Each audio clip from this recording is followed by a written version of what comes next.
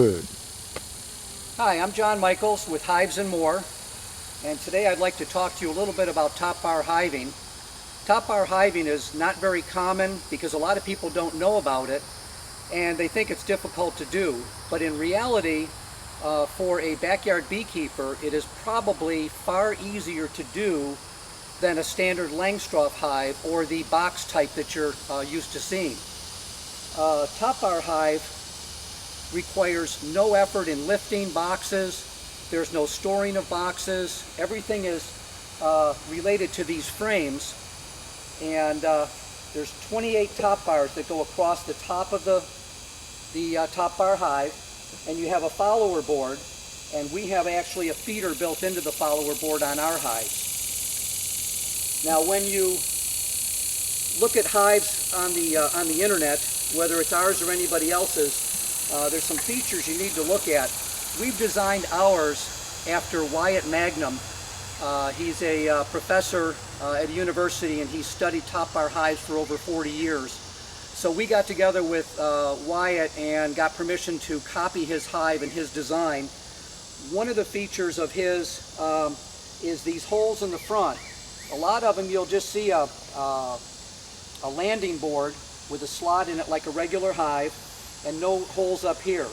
These holes actually discourage the bees from building in the first few frames, and the reason for that is when you come in to inspect your hive, it's nice to be able to take out the first few frames so that you can inspect the comb before you attempt to move it, because it may be attached to the side of the hive or not. So from that standpoint, that's real easy. This is a no-brainer. We just copied his idea. We have a landing board here, 3 holes in the bottom, 3 holes in the top. We also have a screen built into ours, and I'll show you that on this one here. We've got a full screen for ventilation, and in the wintertime, you can slide a piece of insulation board into the track here, and that'll seal it up for the winter. And then we also have a mite checking board that slides in and out. You'll see here we also have a viewing glass. This is an option on our hives. Now, the other feature is these bars are 19 inches wide, and the reason for that is these can go in and out of the Langstroth hives. If you need to start a nook or need to put these somewhere temporarily, they'll go into the Langstroth without a problem. The other feature is that you'll see a lot of guys have a top bar, which we used to have, that is shaped on a triangle with a little ridge down the center. And the idea behind that is that you coat that with wax, and the bees are supposed to follow that straight line.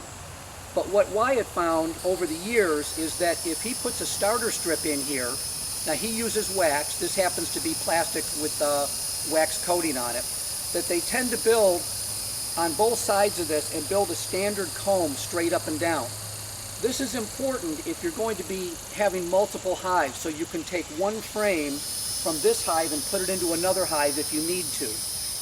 Now, I've been top-bar hiving just for this first year, and I found out that that's not always true.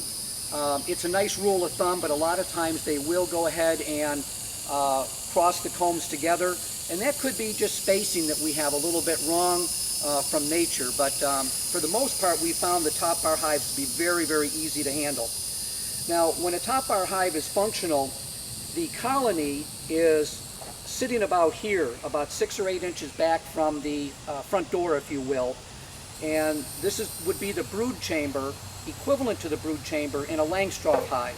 So the queen lays all her eggs in the comb that's in here, and then as they move back, she knows that she doesn't want to go all the way back because these are honeycombs back here. So when you start a hive, you start with a follower board, and you may start with only this many boards to keep the area small and defendable from other insects and bugs and things like that.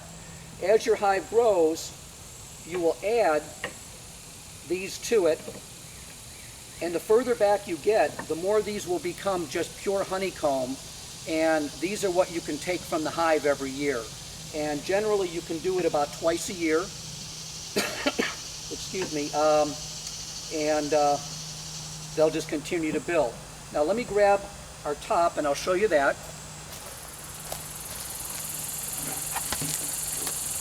By the way, our hives are all cypress, which is a natural bug and rot resistant lumber grown in Florida and Georgia and the southeast.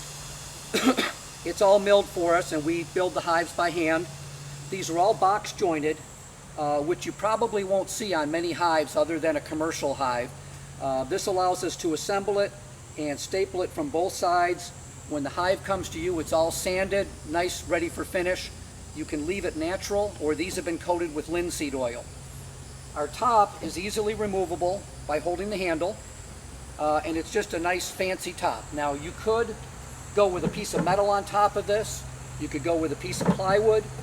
Makes no difference as long as you have a top over the bars. So again, we like things a little bit nicer. Our hives have a little bit more character. The lid is easily slid off the back, so you can work on the hive and access it.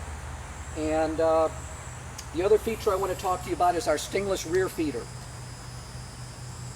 At certain times of the year, and when you start a hive, you have to feed the bees a mixture of sugar water, either 50-50 or 2/3, 1/3.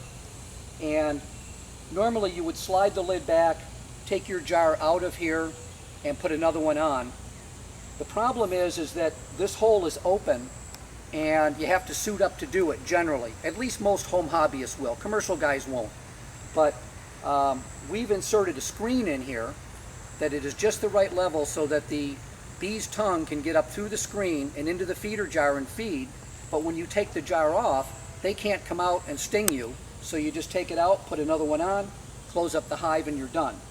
As the hive grows and fills out the entire hive, this feeder box would be removed with these two screws, and it would be attached to the back of the hive, similar to this, like that, and then the bees would come through from the inside and feed off the back, and then you would just be feeding on the outside of the hive. So once again, our hives are all made in America, U.S. lumber, U.S. workers. We're proud of that. We do a great job. Our hives are 36 inches long, top bar is 19 inches wide, and they come either with the legs attached, they're unattached for shipping, but they do come fully assembled, or you can buy a hive mount and mount them on these hives just like this. Once you get into top bar hiving, I think you'll really like it. It's simple. You don't really have to prep for the winter. You just keep the bees in the box. You don't have to take anything off. You don't have to store anything. It's just a real easy way for a home hobbyist to get into top bar hiving. In a little bit, in our next video, we will show you how to introduce bees to this hive, and hopefully it'll be a successful joining of the, the box and the bees, and we'll have good success with this one this year. That's it for today.